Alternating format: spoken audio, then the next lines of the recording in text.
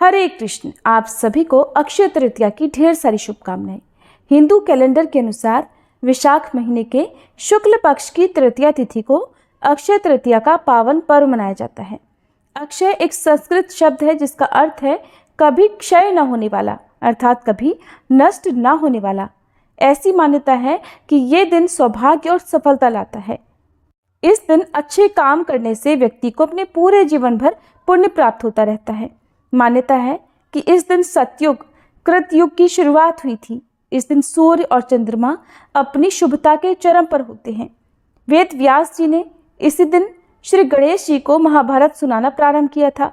अक्षय तृतीया के संबंध में बहुत सारी कथाएं प्रचलित हैं और वही सारी कथाएं आज के इस वीडियो में आप सुनेंगे। आप सभी श्रद्धा और धैर्य के साथ इन कथाओं को पूरा जरूर सुनिएगा। प्राचीन काल में ब्रज के लोगों का जो मुख्य व्यवसाय था वो गौचारण ही था। सभी के घर में गौवें पाली जाती थी। दूध, घी और मक्खन का व्यापार किया जाता था। लेकिन मुख्य व्यवसाय से संबंधित कुछ वर्जनाएं भी थी, यानी कि कुछ ऐसे नियम भी थे, जैसे कि अगर किसी बालक को गौवें चरानी होती थी तो जब तक उसका मुंडन संस्कार नहीं हो जाता था तब तक उसे जंगल में गौवें चराने के लिए अनुमति नहीं दी जाती थी। अब तो आधुनिकता का ज़माना है और खैर हम सब भी बहुत ज़्यादा आधुनिक होने लगे हैं, या फिर आप ऐसा भी कह सकते हैं कि हम अपनी जड़ों से बहुत दूर हो गए हैं। नहीं तो हमारे यहाँ भी बालक को मुंडन के पहले ऐसी वैसी जगह पर नहीं जाने दिया जाता था, विचार किया जाता था। अब बालक श्री कृष्ण रोज अपने परिवार के, अपने आस पड़ोस के सभी पुरुषों को, सभी गोप ग्वालों को और अपनी उम्र के थोड़े बड़े ग्वालों को जब गौवें चराने जाते देखते तो उनका भी मन करता कि मैं भी जाऊं गैया चराने के लिए। लेकिन उनकी मैया यशोदा उन्हें हर बार रोक लेती, मना कर देती। कहती, लाला तू तो अभी छोटा है, थोड़ा बड़ा हो जा फिर जाने दूंगी। एक दिन बलराम जी को गौवें चराने जाते देखकर अब तो लाला अड़ गए। कहने लगे, मैया देखो दाऊ जाते हैं गौवें चराने तो मैं भी जरूर जाऊंगा। ये भला क्या बात हुई, वो बड़े और मैं छोटा? कैसे बड़ों को ही गौवें चराने का अधिकार है? मैया समझाने लगी, लल्ला सुन, दाऊ का मुंडन हो चुका है इसलिए केवल वो ही जा सकते हैं। अभी तुम छोटे हो और तुम्हारा मुंडन संस्कार नहीं हुआ है। जिस दिन तुम्हारा मुंडन हो जाएगा ना तो उस दिन से तुम भी गौवें और बछड़े लेकर जा सकते हो। अब तो लल्ला को चिंता हो गई, इतनी सुंदर लटें रखें या फिर गौवें चराने जाएं। गौवें चराने जाते हैं तो मुंडन कराना पड़ेगा और इतनी सुंदर लटों से, इतने सुंदर केशों से हाथ धोना पड़ेगा। अब तो छोटे से लाला बड़े सोच विचार में पड़ गई। मैया तो मेरी रोज चोटी कर देती हैं, रोज सुंदर सुंदर मेरे बालों में फूल आदि धारण कराती हैं। अब इतने सुंदर केश में धारण करे रखूं और अगर इन्हें धारण करूंगा फिर तो मेरे कभी गौवें चराने का नंबर ही नहीं आएगा और मेरा कभी मुंडन ही नहीं हो सकेगा। अब तो ठीक है, मुझे मुंडन कराना ही होगा क्योंकि मुझे तो गौवें बहुत प्रिय हैं। मैं तो गौवें चराने ही जाऊंगा। ये सारा सोच विचार उन नन्हे श्री कृष्ण के मस्तिष्क में चल रहा था। बहुत देर तक सोचने विचारने के बाद लाला कहने लगे कि मैया लटें तो फिर से उग जाएंगी पर गौवें चराने का इतना आनंद अब मुझसे दूर नहीं होगा। वे तुरंत जाकर नंद बाबा से बोले, बाबा बाबा। तो नंद बाबा बोले, अरे लल्ला क्या हुआ, इतना परेशान क्यों हो, इतनी जल्दबाजी में क्यों हो? लाला बोले, बाबा आप तो मेरा कल ही मुंडन करा दो। कल छोड़ो, अगर आज मुहूर्त है तो आज ही मेरा मुंडन करा दो क्योंकि मुझे तो गौवें चराने जाना है। बाबा हंसकर बोले, अरे लल्ला ऐसे कैसे करा दे तेरा मुंडन, और हमारे लाला के मुंडन में तो बहुत बड़ा आयोजन हम करेंगे, खूब धूमधाम करेंगे, तभी तो हमारे लल्ला के केश जाएंगे। लेकिन लाला को तो बस गौवें चराने जाना था, मन में तो एक ही बात छाई हुई थी। तो बड़े व्याकुल होकर लाला कहने लगे, बाबा आपको जो आयोजन करना है आप कर लेना, लेकिन मुझे तो गौवें चराने जाना है। मेरे साथ के सारे बाल गोपाल जाते हैं, मैं ही अकेला घर पर बोर हो जाता हूँ। आप बस जल्दी से मेरा मुंडन करवा दो। अब मुंडन तो करवाना ही था, इसलिए नंद बाबा ने गर्गाचार्य जी से लाला के मुंडन का शुभ मुहूर्त निकलवाने का आग्रह किया। उधर लल्ला ने भी बड़ी हट पकड़ रखी थी, मानते ही नहीं थे। न दूध पी रहे थे, न माखन खा रहे थे, मुंह फुलाकर बैठे हुए थे। अब जब नंद बाबा ने सोचा कि मुंडन तो करवाना ही था, इसलिए नंद बाबा ने श्री गर्गाचार्य जी से लाला के मुंडन का शुभ मुहूर्त निकलवाने का आग्रह किया। अक्षय तृतीया की तिथि आने वाली थी और वो दिन बड़ा शुभ था, इसलिए तय किया गया कि लल्ला का मुंडन अक्षय तृतीया के शुभ अवसर पर ही किया जाएगा। ये बात पता चलते ही आसपास के सभी गांवों में न्योते बांटे गए, क्योंकि नंद बाबा के घर में तो श्री कृष्ण भगवान के जन्मोत्सव से लेकर जितने भी बाकी सारे काम थे खूब धूमधाम से मनाए गए थे। उनके घर पर तो हर छोटी से छोटी बात पर धूमधाम से आयोजन होते थे। चाहे नन्हे लाला ने पहली बार घुटने रेंगना सीखा हो, पहली बार बैठना सीखा हो, पहली बार बाबा बोलना सीखा हो, या नन्हे नन्हे छोटे छोटे से दांत दिखाई दिए हो, या लाला ने जब पहली बार कदम बढ़ाना सीखा हो, अपने पैरों पर चलना सीखा हो, ये सारी बातें नंद बाबा के भवन में खूब धूमधाम से मनाई जाती थी। खूब धूमधाम से ऐसे अवसरों पर आयोजन होते थे, खूब दान दक्षिणाएं बांटी जाती थी। अब लाला के मुंडन की बात थी, भला साधारण तरीके से कैसे करते? पूरे आसपास के गांव में खूब धूमधाम से न्योते बांटे गए, खूब खुशियों से तैयारियां शुरू हो गई। आखिरकार आयोजन का दिन भी आ गया। आसपास के गांव के हजारों अतिथियों की उपस्थिति में लल्ला के मुंडन का भव्य आयोजन हुआ। एक पीढ़े पर लल्ला को बिठाया गया और लल्ला का मुंडन शुरू हुआ। आम तौर पर जब मुंडन होता है तो बालक बड़ा रोते हैं, बड़ा परेशान करते हैं, लेकिन लल्ला को अपने केश जाने का कोई दुख नहीं था, कोई मलाल नहीं था, बल्कि उनके मन में तो ये था कि बस मेरा मुंडन हो, मैं अभी पीढ़े से उठूं और जाकर तुरंत गव्वे लेकर जंगल को जाऊं। तो जैसे ही मुंडन हुआ, मुंडन होते ही जब उनके सारे केश उतर गए तो लाला मैया से बोले, मैया अब जल्दी जल्दी मुझे नाश्ता दो, मुझे गव्वे चराने जाना है। तो मैया थोड़ी नाराज होकर बोली, लल्ला कैसी बातें करता है, घर पे इतने सारे मेहमान आए हैं और तुम्हें देखने के लिए आए हैं, और तुम हो कि इतनी गर्मी में गाय चराने जाना चाहते हो। अरे थोड़ा दिन रुक जाओ, थोड़ा गर्मी कम पड़ जाए तो मैं खुद तुम्हें दाऊ के साथ भेज दिया करूंगी। लेकिन लाला तो अड़ गए। अब ऐसा थोड़ी होता है, मैंने तो गौवे चराने के लिए ही मुंडन कराया था, और नहीं तो फिर मैं इतनी सुंदर लटों को भला काटने देता क्या? मैं कुछ नहीं जानता मैया, मैं तो आज ही और अभी से गौवे चराने जाऊंगा। मैया ने लाला की हठ देखी तो नंद बाबा को बुलाकर कहा, देखिए अपना लाला तो मान ही नहीं रहा। एक काम कीजिए कि थोड़ी दूर तक आप इसके साथ हो आइए, थोड़ी दूर तक जाएगा तो इसका मन भी बहल जाएगा, क्योंकि अब इतनी भीषण गर्मी में मैं इसे दाऊ के साथ या अकेले तो बिल्कुल नहीं भेजूंगी। अब नंद बाबा सबको छोड़कर निकले। लाला ने भी पूरी तैयारी कर ली, अपने साथ छड़ी, बंसी, कलेवी की पोटली यानी नाश्ते की पोटली बांधी और एक बछिया भी ले ली। एकदम धवल उज्जवल सी नटखट सी बछिया खूब कूदती फांदती जा रही थी, और ऐसे ही लाला भी थे, बड़े खुश। ऐसा लग रहा था कि दोनों पहली बार जंगल में जाने का शुभ अवसर प्राप्त कर रहे हों। अब नन्ही सी बछिया को लेकर लाला हुर्र हुर्र करते और उसे घेर घेर कर मन ही मन बड़ा खुश हो रहे थे, क्योंकि वो देखते थे कि उनके साथी बाल गोपाल जब बछिया को लेकर जाते हैं तो कैसी आवाज़ें करते हैं। फिर लल्ला सोचने लगे कि आखिरकार मैं बड़ा हो ही गया। अब बचपन में सब बड़ा होने के पीछे भागते हैं कि कब हम बड़े होंगे, लेकिन जब हम बड़े हो जाते हैं तो हम सोचते हैं काश हम बचपन में ही रहते तो कितना अच्छा था, हम बड़े ना होते तो कितना अच्छा था। खैर गर्मी भी वैशाख मास की पड़ रही थी। सूर्य देवता अपना प्रचंड तेज बरसा रहे थे, हवा का नामो निशान नहीं था। बार बार माथे पर, शरीर पर पसीना आ ही जाता था। और वैशाख मास की बात तो छोड़ो, ब्रज में तो वैसे भी बड़ी प्रचंड गर्मी पड़ती है। अब नन्हे से लाला पहली बार घर से गौवे चराने के लिए निकले, नंगे पांव जा रहे थे। नंगे पांव जाने का भी एक बड़ा रोचक प्रसंग है। एक बार जब गौवे चराने की बात आई तो नन्हे से श्री कृष्ण अपनी मैया से कहने लगे, मैया मैया अब तो हम भी जंगल में गौवे चराने जाया करेंगे। तो मैया बोली, ठीक है, मैं तुम्हारे नाप की जूतियाँ मंगवा देती हूँ।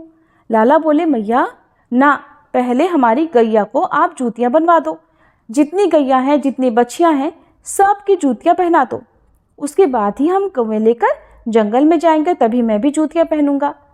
तो मैया बोली, ना लल्ला, ये गाय बछड़े जूते नहीं पहनते, जूतियाँ तो हम इंसान पहनते हैं। लेकिन लल्ला बोले, मैया अगर ये नहीं पहनते तो फिर मैं भी नहीं पहनूंगा। मैया बोली, इनको तो आदत होती है, लेकिन लल्ला जंगल बहुत दूर है, रास्ते में कंकड़ पत्थर भी पड़ते हैं और ये कंकड़ पत्थर तुम्हारे पैरों में चुभ जाएंगे। मैया की बात सुनकर लाला बोले, ना मैया, अगर ये कंकड़ पत्थर मेरे पैरों में चुभ सकते हैं तो मेरी गाय और मेरे बच्चियों के पैरों में भी तो चुभते होंगे, उनके भी तो दर्द होता होगा। मैं जूती पहनकर कभी गऊओं को लेकर नहीं जाऊंगा। यही कारण था कि नन्हे श्री कृष्ण जब भी अपनी गऊएं लेकर जाते तो वे नंगे पांव ही जाते थे।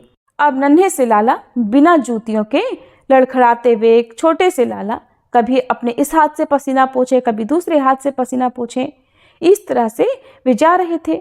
गर्मी पड़ रही थी, पसीने से बेहाल थे। अब लाला बेहाल तो हो गए, उनका चेहरा भी गर्मी के मारे लाल होने लगा। अब लाला सोचने लगे कि मेरे साथ तो बाबा चल रहे हैं, बाबा तो मेरा मुख देख ही नहीं रहे कि इनका लल्ला कितना बेहाल हो गया गर्मी से। अगर मैया होती तो मेरे बिना कहे ही देख लेती, मेरी दशा समझ जाती। बाबा को तो मेरी कुछ सुध ही नहीं है।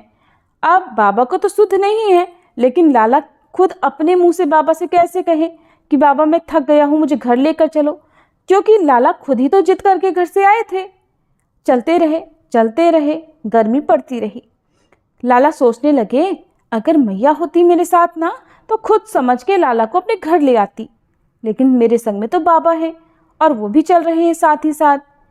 थोड़ी ही दूर पर ललिता जी और कुछ अन्य सखियां लाला को मिली। देखते ही लाला की हालत समझ गई। नन्हे से श्री कृष्ण, जिनका मुख गर्मी से लाल हो रहा था और ऊपर से सिर पर एक बाल भी नहीं था, इसलिए लाला पसीना पसीना हो गए थे। सिर पर पसीना, मुंह पर पसीना, पूरा पसीने से लथपथ थे। तब उनकी सखियों ने कहा, नंद बाबा आप इसे हमारे पास छोड़ जाइए, हम इसे कुछ देर के बाद आपके नंद भवन में पहुंचा देंगी। अब नंद बाबा को रवाना करके वो लाला को अपने पास में ही अपने कुंज में ले गई। वहां उन्होंने पहले तो नन्हे लाला को कदम्ब की शीतल छांव में बिठाया, फिर अपनी दूसरी सखी को अपने घर से चंदन, खरबूजे के बीज, मिश्री का पका हुआ बूरा, इलायची और मिश्री आदि लाने को कह दिया। अब सभी सामग्री लाकर सखियों ने बड़े प्रेम से, बड़े प्रसन्नता से श्री कृष्ण के कोमल तन पर, जो गर्मी के मारे बेहाल हो रहा था, चंदन की गोटियां लगाई और सिर पर चंदन का लेप भी लगाया। कुछ सखियों ने पास में ही बूरे और खरबूजे के बीज के लड्डू बना दिए। मिश्री के रस में इलायची को पीसकर ठंडा ठंडा शरबत भी तैयार हो गया और बड़े प्रेम से नन्हे श्री कृष्ण को प्रेम पूर्वक आरोगाया। साथ में ललिता जी लाला को एक पत्ते से पंखा भी चलने लगी। ये सब आरोग कर लाला को तो नींद आने लगी। नन्हे से लाला थे, कोमल शरीर था, तो उन्हें झट से नींद आ गई। ललिता जी ने उन्हें वहीं सोने को कह दिया और स्वयं उन्हें पंखा चलती रही। अब लाला को जब गर्मी से सुकून मिला तो उन्हें सुकून की नींद भी आ गई। थोड़ी देर बाद आराम करके जब लाला उठे तो ललिता जी अपने कहे अनुसार उन्हें नंद भवन में छोड़ आई।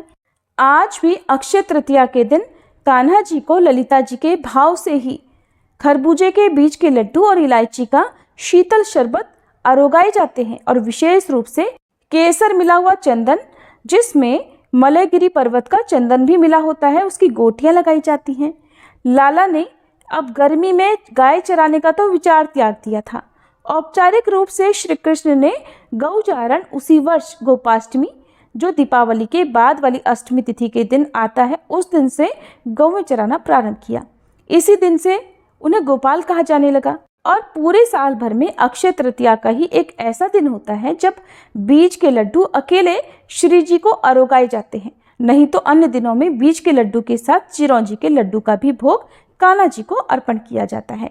सभी प्रेम से बोलिए, श्री बांके बिहारी लाल की जय, कान्हा जी की जय।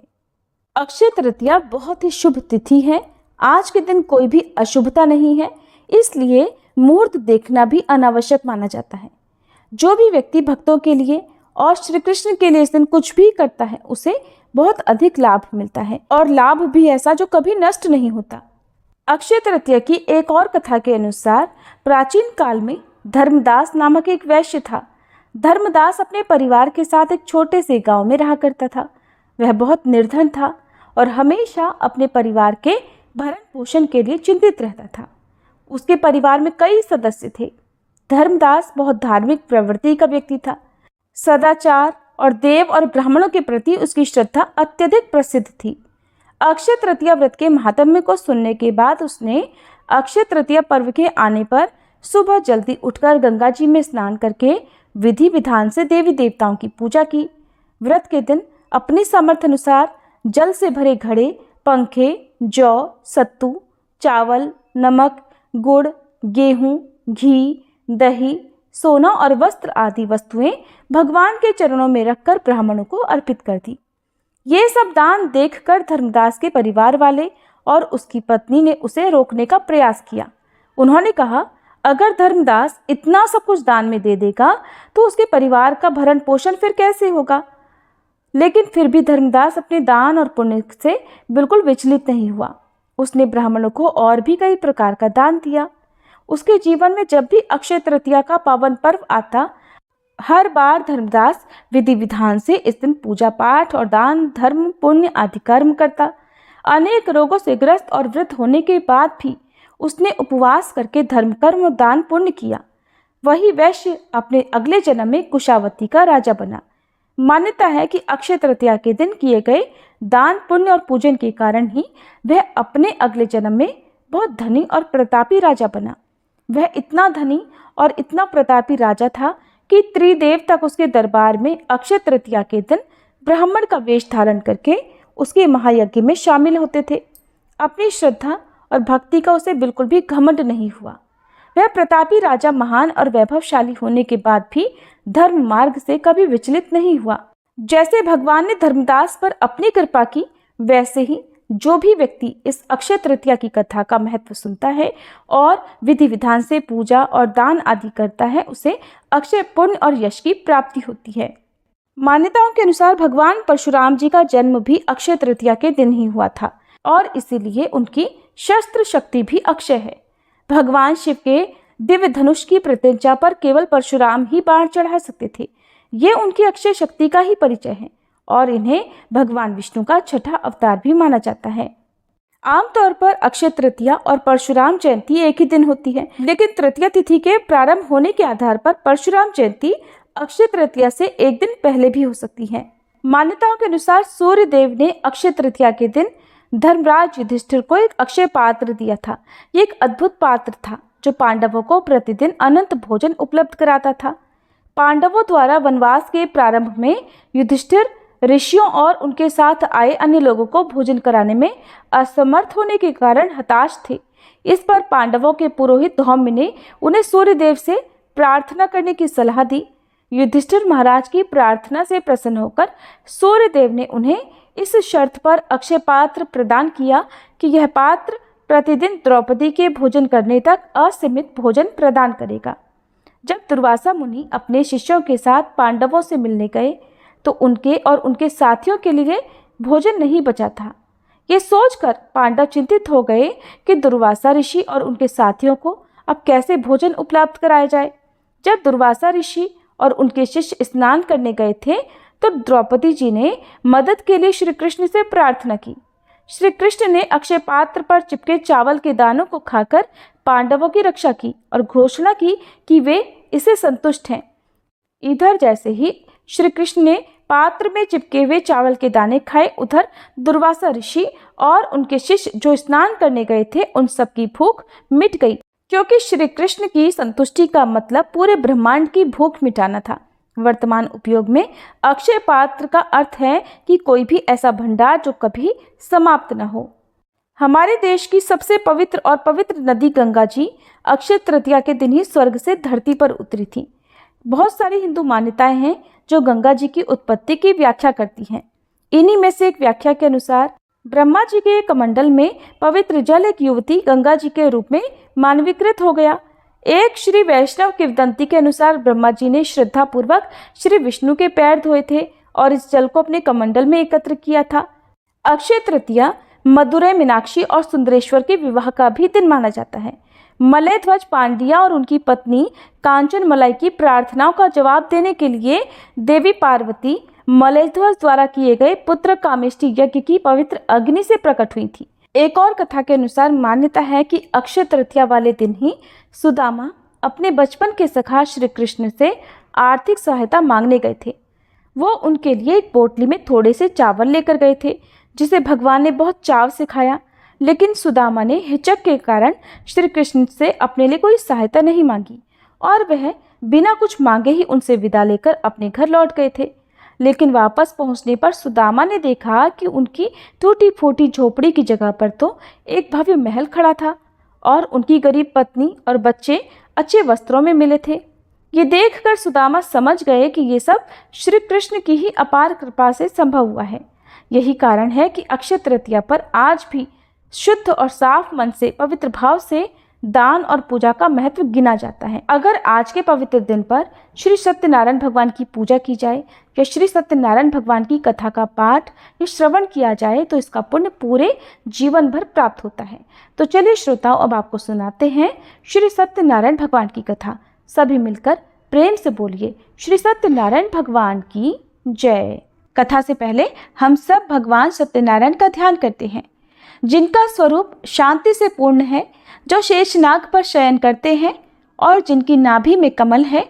वे देवताओं के ईश्वर हैं, जो समस्त संसार का आधार हैं, जो आकाश के समान असीमित हैं, जिनका रंग मेघ अर्थात बादलों के समान है और जिनका रूप शुभ है, जो श्री लक्ष्मी जी के पति हैं, जिनके नेत्र कमल के समान सुंदर हैं और जो योगियों के ध्यान में सदैव विराजमान रहते हैं।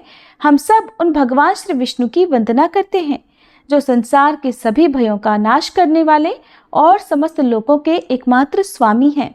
प्रेम से बोलिए श्री सत्यनारायण भगवान की जय, श्री लक्ष्मी नारायण भगवान की जय।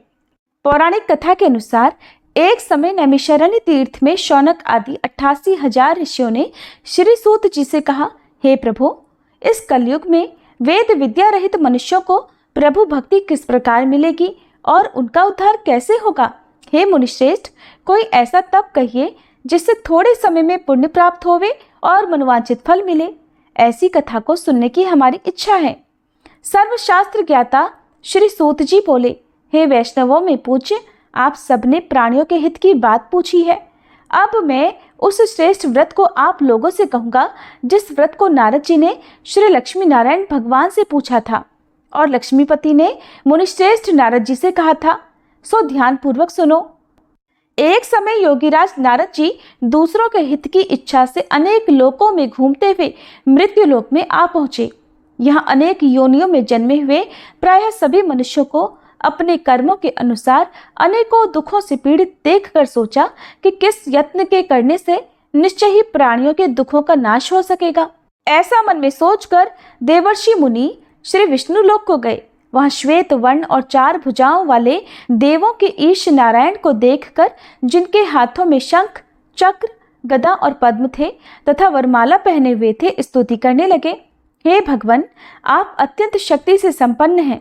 मन तथा वाणी भी आपको नहीं पा सकती। आपका आदि मध्य अंत भी नहीं है। आप निर्गुण स्वरूप, सृष्टि के आदिभूत और भक्तों के सभी दुखों को नष्ट करने वाले हो। आपको मेरा नमस्कार है। नारद जी से इस प्रकार की स्तुति सुनकर भगवान श्री विष्णु बोले, हे मुनिश्रेष्ठ, आपके मन में क्या है? आपका किस काम के लिए आगमन हुआ है? निसंकोच कहिए। तब नारद मुनि बोले, प्रभु, मृत्युलोक में सब मनुष्य जो अनेक योनियों में पैदा हुए हैं, अपने अपने कर्मों के द्वारा अनेक प्रकार के दुखों से दुखी हो रहे हैं। हे नाथ, यदि आप मुझ पर दया रखते हो तो बतलाइए कि उन मनुष्यों के सब दुख थोड़े से ही प्रयत्न से कैसे दूर हो सकते हैं। तब श्री विष्णु भगवान जी बोले, हे नारद, मनुष्यों की भलाई के लिए तुमने बहुत अच्छी बात पूछी है। जिस काम के करने से मनुष्य मोह से छूट जाता है वह मैं कहता हूँ, सुनो। बहुत पुण्य देने वाला, स्वर्ग तथा मृत्युलोक दोनों में दुर्लभ एक अत्यंत उत्तम व्रत है। आज मैं प्रेमवश होकर तुमसे कहता हूँ, श्री सत्यनारायण भगवान का ये व्रत अच्छी तरह विधि पूर्वक करके मनुष्य धरती पर आयु पर्यंत सुख भोग कर मरने पर मोक्ष को प्राप्त होता है। श्री भगवान के वचन सुनकर नारद मुनि बोले, हे भगवान, उस व्रत का फल क्या है? क्या विधान है? और किसने ये व्रत किया है और किस दिन यह व्रत करना चाहिए?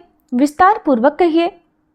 भगवान विष्णु बोले, हे नारद, दुख शोक आदि को दूर करने वाला, धन धान्य को बढ़ाने वाला, सौभाग्य तथा संतान को देने वाला यह व्रत सब स्थानों पर विजय करने वाला है। भक्ति और श्रद्धा के साथ किसी भी दिन मनुष्य श्री सत्यनारायण की प्रातःकाल के समय ब्राह्मणों और बंधुओं के साथ धर्म परायण होकर पूजा करे। भक्ति भाव से नैवेद्य केले का फल, शहद, घी, दूध और गेहूं का आटा सवाया लेवे। गेहूं के अभाव में साठी का चूर्ण भी ले सकते हैं और सब पदार्थों को भगवान को अर्पण कर देवे तथा बंधुओं सहित ब्राह्मणों को भोजन करावे। पश्चात स्वयं भोजन करे। रात्रि में नृत्य गीत आदि का आयोजन कर सत्यनारायण भगवान का ध्यान करते हुए समय बिताए। इस तरह व्रत करने पर मनुष्य की इच्छा निश्चय पूरी होती है। विशेष रूप से कलिकाल में भूमि पर यही मोक्ष का सरल उपाय है। प्रेम से बोलिए श्री सत्यनारायण भगवान की जय। श्री सत्यनारायण व्रत कथा का प्रथम अध्याय संपूर्ण। दूसरा अध्याय। श्री सूत जी बोले, हे ऋषियों, जिसने पहले समय में इस व्रत को किया है उसका इतिहास कहता हूँ, ध्यान पूर्वक सुनो। सुंदर काशीपुरी नगरी में एक अत्यंत निर्धन ब्राह्मण रहता था। वह भूख और प्यास से बेचैन हुआ नित्य पृथ्वी पर घूमता था। ब्राह्मणों से प्रेम करने वाले भगवान ने ब्राह्मण को दुखी देखकर बूढ़े ब्राह्मण का रूप धरकर उसके पास जाकर आदरपूर्वक पूछा, हे विप्र, तुम नित्य दुखी होकर पृथ्वी पर क्यों घूमते हो? हे ब्राह्मण, ये सब मुझसे कहो, मैं सुनना चाहता हूँ। तब वह ब्राह्मण बोला, मैं निर्धन ब्राह्मण हूँ, भिक्षा के लिए पृथ्वी पर फिरता हूँ। हे भगवान, यदि आप इससे छुटकारा पाने का कोई उपाय जानते हो तो कृपा कर मुझे बताएं। वृद्ध ब्राह्मण बोला, हे विप्र, सत्यनारायण भगवान मनोवांछित फल देने वाले हैं, इसलिए तुम उनका पूजन करो, जिसके करने से मनुष्य सब दुखों से मुक्त हो जाता है। तब ब्राह्मण को व्रत का सारा विधान बतलाकर बूढ़े ब्राह्मण का रूप धारण करने वाले श्री सत्यनारायण भगवान वहीं अंतर्ध्यान हो गए। जिस व्रत को वृद्ध ब्राह्मण ने बतलाया है, मैं उसको अवश्य करूंगा। यह निश्चय करने पर उसे रात भर नींद नहीं आई। सवेरे उठकर सत्यनारायण भगवान के व्रत का निश्चय कर वह भिक्षा के लिए चला। उस दिन उसको भिक्षा में बहुत सारा धन मिला, जिससे बंधु बांधवों के साथ उसने सत्यनारायण भगवान का व्रत किया। इसके करने से वह ब्राह्मण सब दुखों से छूटकर अनेक प्रकार की संपत्तियों से युक्त हुआ। उस समय से वह ब्राह्मण हर मास व्रत करने लगा। इस तरह सत्यनारायण भगवान के व्रत को जो भी करेगा वह मनुष्य सब दुखों से छूट जाएगा। इस तरह नारद जी से सत्यनारायण भगवान का कहा हुआ यह व्रत मैंने तुमसे कहा। हे विप्रो, मैं अब और क्या कहूँ? तब ऋषिगण बोले, हे मुनीश्वर, संसार में इस ब्राह्मण से सुनकर किस किसने इस व्रत को किया, हम वह सब भी सुनना चाहते हैं। इसके लिए हमारे मन में अत्यंत जिज्ञासा हो रही है। सूत जी बोले, हे मुनियों, जिसने इस व्रत को किया है वह सब भी सुनो। एक समय वह ब्राह्मण धन और ऐश्वर्य के अनुसार बंधु बांधवों के साथ व्रत करने को तैयार हुआ। उसी समय एक लकड़ी बेचने वाला बूढ़ा आदमी आया और बाहर लकड़ियों को रखकर ब्राह्मण के मकान में गया। प्यास से दुखी लकड़हारा उनको व्रत करते देखकर ब्राह्मण को नमस्कार करके कहने लगा, ये आप क्या कर रहे हैं? इसके करने से क्या फल मिलता है? कृपा करके मुझको बताइए। ब्राह्मण ने कहा, सब मनोरथों को पूर्ण करने वाला यह सत्यनारायण भगवान व्रत है। इसकी ही कृपा से मेरे यहाँ धन धान्य आदि की वृद्धि हुई है। ब्राह्मण से इस व्रत के बारे में जानकर लकड़हारा अत्यंत प्रसन्न हुआ। चरणामृत लेकर प्रसाद ग्रहण करने के बाद वह अपने घर को गया।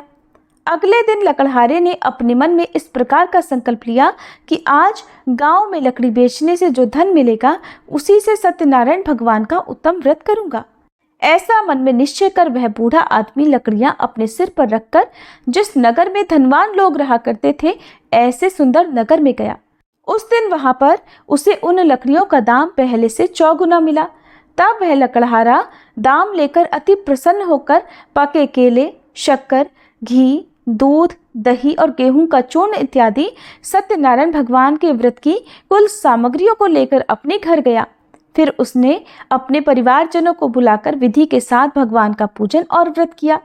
उस व्रत के पुण्य प्रभाव से वह बूढ़ा लकड़हारा धन पुत्र आदि से युक्त हुआ और संसार के समस्त सुख भोग कर अंत में वैकुंठ लोक को चला गया। श्री सत्यनारायण भगवान की जय। श्री सत्यनारायण व्रत कथा का दूसरा अध्याय संपूर्ण। तीसरा अध्याय। श्री सूत जी बोले, हे श्रेष्ठ मुनियों, अब आगे की कथा कहता हूँ, सुनो। पहले समय में उल्कामुख नाम का एक बुद्धिमान राजा रहा करता था। वह सत्यवक्ता और जितेंद्रिय था। प्रतिदिन देव स्थानों पर जाता और गरीबों को धन देकर उनके कष्ट दूर करता था। उसकी पत्नी कमल के समान मुख वाली और सती साध्वी थी। पुत्र प्राप्ति के लिए भद्रशिला नदी के तट पर उन दोनों ने सत्यनारायण भगवान का व्रत किया। उस समय वहां एक साधु नामक वैश्य आया। उसके पास व्यापार के लिए बहुत सारा धन था। वह नाव को किनारे पर ठहराकर राजा के पास आ गया और राजा को व्रत करते देखकर विनय के साथ पूछने लगा, हे राजन, भक्ति युक्त चित्त से ये आप क्या कर रहे हैं? मेरी सुनने की इच्छा है, सो आप मुझे ये बताइए। तब राजा बोला, हे वैश्य, अपने बांधवों के साथ पुत्र आदि की प्राप्ति के लिए यह महाशक्तिवान सत्यनारायण भगवान का व्रत और पूजन में कर रहा हूँ। राजा के वचन सुनकर साधु आदर से बोला, हे राजन, मुझसे भी इसका सब विधान कहो। मैं भी आपके कहे अनुसार इस व्रत को अवश्य करूंगा। मेरी भी कोई संतान नहीं है और मुझे विश्वास है कि इस व्रत के करने से निश्चय ही मुझे संतान प्राप्ति होगी। तब राजा से सब विधान सुनकर व्यापार से निवृत्त होकर वह आनंद के साथ अपने घर को गया। साधु ने अपनी स्त्री को संतान देने वाले इस व्रत को सुनाया और प्रण किया कि जब मेरे यहाँ संतान होगी तब मैं इस व्रत को करूंगा। साधु ने ऐसे वचन अपनी पत्नी लीलावती से कहे। एक दिन उसकी पत्नी पति के साथ आनंदित होकर सांसारिक धर्म में प्रवृत्त होकर श्री सत्यनारायण भगवान की कृपा से गर्भवती हो गई और 10वें महीने में उसके एक सुंदर कन्या का जन्म हुआ। वह कन्या दिनों दिन इस तरह बढ़ने लगी जैसे शुक्ल पक्ष का चंद्रमा बढ़ता है। कन्या का नाम कलावती रखा गया। तब लीलावती ने मीठे शब्दों में अपने पति से कहा कि स्वामी, जो आपने संकल्प लिया था कि मैं संतान होने पर सत्यनारायण भगवान का व्रत करूंगा, अब आप उसे करिए। साधु बोला, हे प्रिय, इसके विवाह पर करूंगा। इस प्रकार अपनी पत्नी को आश्वासन देकर वह नगर को चला गया। अब कलावती अपने पिता के घर में रहकर बड़ी हो रही थी। एक दिन साधु ने जब नगर में सखियों के साथ अपनी पुत्री को देखा तो तुरंत दूत को बुलाकर कहा कि पुत्री के लिए कोई सुयोग्य वर देख कर लाओ। साधु की आज्ञा पाकर दूत कंचन नगर पहुंचा और वहां पर बहुत खोज कर, बहुत देखभाल कर कन्या के लिए सुयोग्य वणिक पुत्र को ले आया। उस सुयोग्य युवक को देखकर साधु ने अपने बंधु बांधवों सहित प्रसन्नचित होकर अपनी पुत्री का विवाह उसके साथ कर दिया, किंतु दुर्भाग्य से विवाह के समय भी वह उस व्रत को करना भूल गया। तब श्री सत्यनारायण भगवान क्रोधित हो गए और साधु को श्राप दे दिया कि तुम्हें दारुण दुख प्राप्त होगा। अपने कार्य में कुशल साधु वैश्य अपने जामाता सहित समुद्र के समीप स्थित रत्नपुर नगर में गया और वहां दोनों ससुर जमाई चंद्रकेतु राजा के उस नगर में व्यापार करने लगे। एक दिन भगवान सत्यनारायण की माया से प्रेरित कोई चोर राजा का धन चुराकर भागा जा रहा था, किंतु राजा के दूतों को आता देखकर चोर घबराकर भागते हुए धन को वहीं चुपचाप छोड़कर चले गए जहां वे ससुर और जमाई ठहरे हुए थे। जब दूतों ने उन साधु वैश्य के पास राजा के धन को रखा हुआ देखा तो वे उन्हीं को चोर समझकर दोनों को बांध कर ले गए और राजा के पास जाकर बोले, हे राजन, ये 2 चोर हम पकड़ कर लाए हैं, देखकर आज्ञा दीजिए। तब राजा की आज्ञा से उनको कठोर कारावास में डलवा दिया गया और उनका सब धन भी छीन लिया गया। सत्यनारायण भगवान के श्राप के कारण साधु वैश्य की पत्नी और पुत्री भी इधर घर में बहुत दुखी रहने लगी। उनके घर पर जो भी धन रखा था चोर चुरा कर ले गए। शारीरिक और मानसिक पीड़ा तथा भूख प्यास से अति दुखी होकर और अन्न की चिंता में कलावती एक दिन एक ब्राह्मण के घर गई। वहां उसने सत्यनारायण भगवान का व्रत होते देखा। फिर कथा सुनी और प्रसाद ग्रहण करके रात होने पर वह घर आई। तब उसकी माता ने कलावती से पूछा, हे पुत्री, तू अब तक कहाँ रही और तेरे मन में क्या है? कलावती कहने लगी, माते, मैंने एक ब्राह्मण के घर पर श्री सत्यनारायण भगवान का व्रत होते देखा है। कन्या के ऐसे वचन सुनकर लीलावती भगवान के पूजन की तैयारी करने लगी। लीलावती ने परिवार और बंधुओं सहित श्री सत्यनारायण भगवान का पूजन किया और वर मांगा कि मेरे पति और दामाद शीघ्र घर आ जाएं। साथ ही प्रार्थना की कि हम सबका अपराध क्षमा करो। सत्यनारायण भगवान इस व्रत से संतुष्ट हो गए और राजा चंद्रकेतु को स्वप्न में दर्शन देकर कहा, हे राजन, तुमने जिन दोनों वैश्यों को बंदी बना रखा है वे निर्दोष हैं। उन्हें प्रातः ही छोड़ दो और उनका सब धन जो तुमने ले लिया है उसे वापस लौटा दो, नहीं तो मैं तेरा धन, राज्य, पुत्र आदि सब नष्ट कर दूंगा। राजा से ऐसे वचन कहकर भगवान अंतर्ध्यान हो गए। प्रातःकाल राजा चंद्रकेतु ने सभा में अपना स्वप्न सुनाया। फिर दोनों वणिक पुत्रों को कैद से मुक्त कर सभा में बुलाया। दोनों ने आते ही राजा को नमस्कार किया। राजा मीठे वचनों से बोला, हे महानुभावों, तुम्हें दैववश ऐसा कठिन दुख प्राप्त हुआ है, अब तुम्हें कोई भय नहीं। ऐसा कहकर राजा ने उनको नए नए वस्त्र आभूषण पहनाए और उनका जितना धन लिया था उससे दोगुना धन देकर आदर सहित विदा कर दिया। तब वे दोनों वैश्य अपने घर को चल दिए। श्री सत्यनारायण भगवान की जय। श्री सत्यनारायण व्रत कथा का 3रा अध्याय संपूर्ण। 4था अध्याय। श्री सूत जी बोले, साधु बनिया मंगलाचरण कर और ब्राह्मणों को धन देकर अपने नगर के लिए चल पड़ा। साधु के कुछ दूर जाने पर इधर भगवान सत्यनारायण की उसकी सत्यता की परीक्षा लेने के विषय में जिज्ञासा हुई। तब वे एक दंडी का वेश बनाकर उस बनिए के सामने गए और पूछा, साधो, तुम्हारी नाव में क्या भरा है? तब धन के मद में चूर दोनों महाजनों ने अवहेलना पूर्वक हंसते हुए कहा, दंडी सन्यासी, क्यों पूछ रहे हो? क्या कुछ मुद्रा लेने की इच्छा है? हमारी नाव में तो लता और पत्ते आदि भरे हैं। उनकी ऐसी निष्ठुर वाणी सुनकर दंडी वेशधारी भगवान बोले, तुम्हारी बात सच हो जाए। ऐसा कहकर दंडी सन्यासी को रूप धारण किए हुए भगवान कुछ दूर जाकर समुद्र के समीप बैठ गए। इधर दंडी के चले जाने पर नित्य क्रिया करने के बाद उतराई हुई यानी जल में ऊपर की ओर उठी हुई नौका को देखकर साधु अत्यंत आश्चर्य में पड़ गया और नाव में लता और पत्ते आदि देखकर मूर्छित होकर पृथ्वी पर गिर पड़ा। होश आने पर वणिकपुत्र चिंतित हो गया। तब उसके दामाद ने इस प्रकार कहा कि पिताजी, आप शोक क्यों करते हैं? दंडी ने श्राप दे दिया है। इस स्थिति में वे ही चाहें तो सब कुछ कर सकते हैं, इसमें संशय नहीं। अतः उन्हीं की शरण में हमको चलना चाहिए और वहीं मन की इच्छा पूर्ण होगी। दामाद की बात सुनकर वह साधु बनिया उनके पास गया और वहां दंडी को देखकर उसने भक्ति पूर्वक उन्हें प्रणाम किया तथा आदर पूर्वक कहने लगा कि आपके सम्मुख मैंने जो कुछ कहा है, असत्य भाषण रूप अपराध किया है, आप कृपया मेरे उस अपराध को क्षमा कर दीजिए। ऐसा कहकर बार बार प्रणाम करके वह महान शोक से व्याकुल हो गया।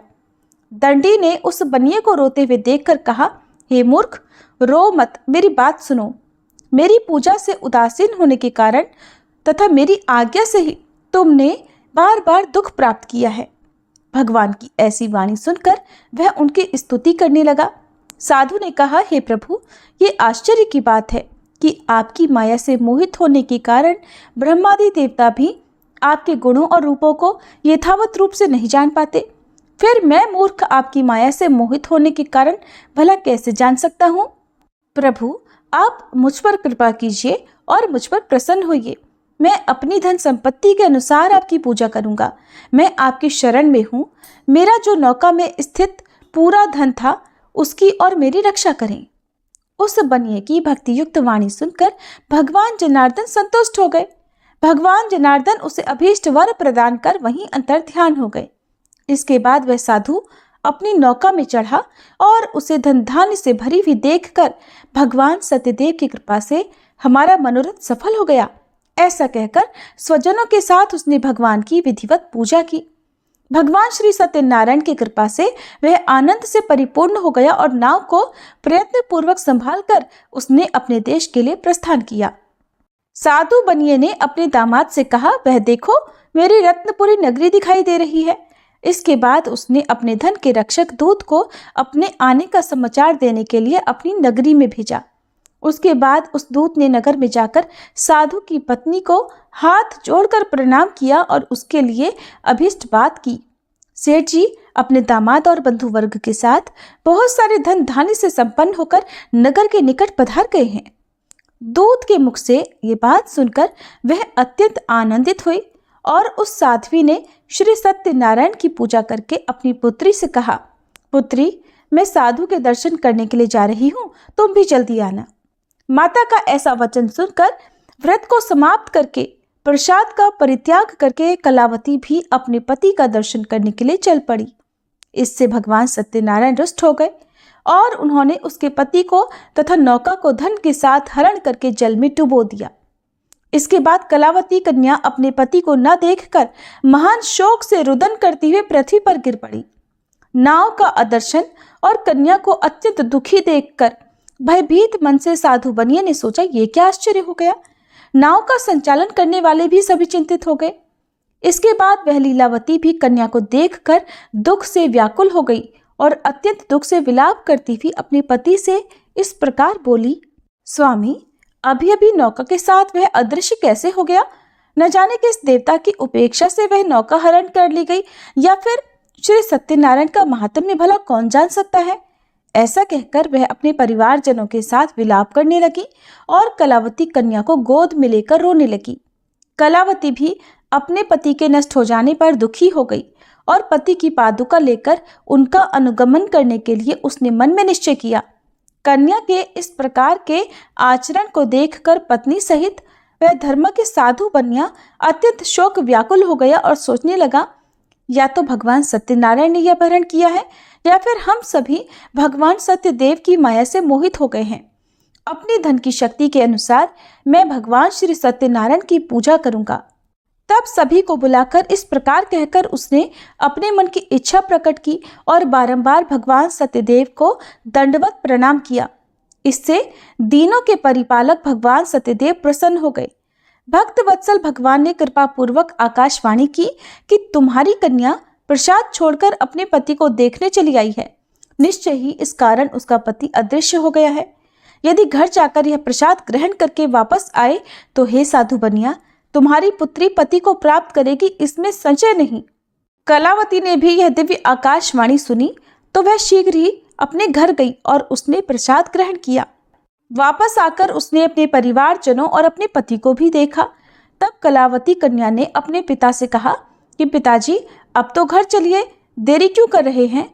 कन्या की बात सुनकर वणिक पुत्र संतुष्ट हो गया और विधि विधान से भगवान सत्यनारायण का पूजन करके धन तथा बंधु बांधवों के साथ अपने घर को गया।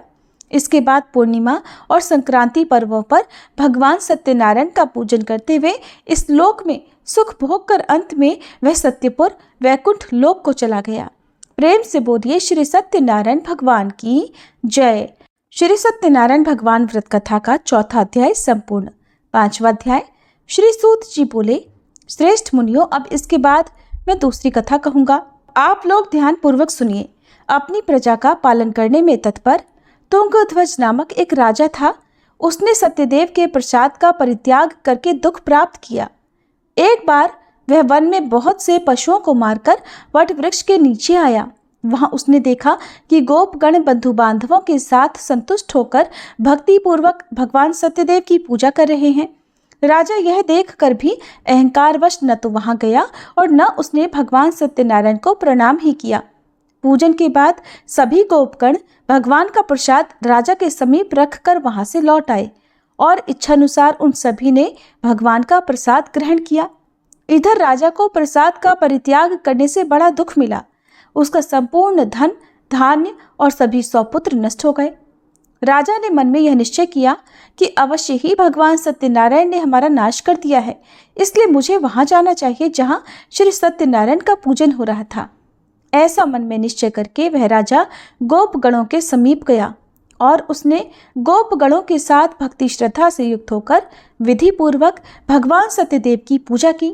भगवान सत्यदेव की कृपा से वह पुनः धन और पुत्रों से संपन्न हो गया तथा इस लोक में सभी सुखों का उपभोग कर अंत में सत्यपुर वैकुंठ लोक को प्राप्त हुआ। श्री सूत जी कहते हैं, जो व्यक्ति इस परम दुर्लभ श्री सत्यनारायण के व्रत को करता है और पुण्यमयी तथा फल प्रदायिनी भगवान की कथा को भक्ति युक्त होकर सुनता है, उसे भगवान सत्यनारायण की कृपा से धन धान्य आदि की प्राप्ति होती है।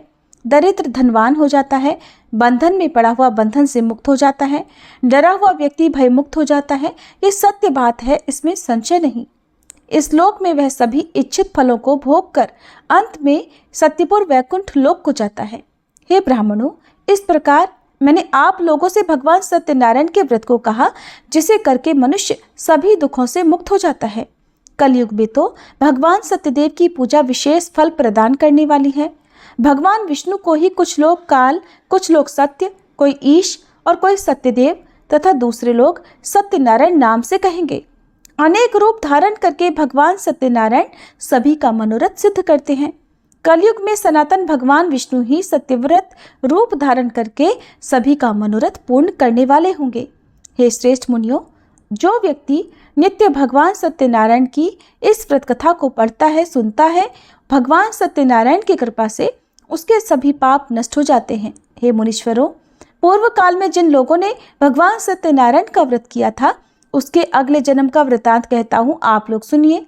महान प्रजा संपन्न शतानंद नाम के ब्राह्मण सत्यनारायण व्रत करने के प्रभाव से दूसरे जन्म में सुदामा नामक ब्राह्मण हुए और उस जन्म में भगवान श्री कृष्ण का ध्यान करके उन्होंने मोक्ष प्राप्त किया।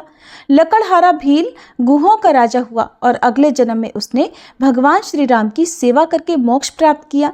महाराज उल्कामुख दूसरे जन्म में राजा दशरथ हुए, जिन्होंने श्री रंगनाथ जी की पूजा करके अंत में वैकुंठ प्राप्त किया।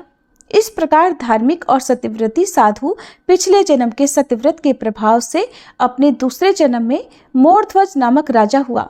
उसने आरे से चीरकर अपने पुत्र की आधी देह भगवान विष्णु को अर्पित कर मोक्ष प्राप्त किया। महाराज तुंगध्वज जन्मांतर में स्वयंभू मनु हुए और भगवत संबंधी संपूर्ण कार्यों का अनुष्ठान करके वैकुंठ लोक को प्राप्त हुए। जो गोपगण थे, वे सब जन्मांतर में ब्रजमंडल में निवास करने वाले गोप हुए और सभी राक्षसों का संहार करके उन्होंने भी भगवान का शाश्वत धाम गोलोक प्राप्त किया। प्रेम से बोलिए श्री सत्यनारायण भगवान की जय, श्री लक्ष्मी नारायण भगवान की जय। श्री सत्यनारायण भगवान कथा का 5वां अध्याय संपूर्ण और इसी के साथ कथा समाप्त हुई।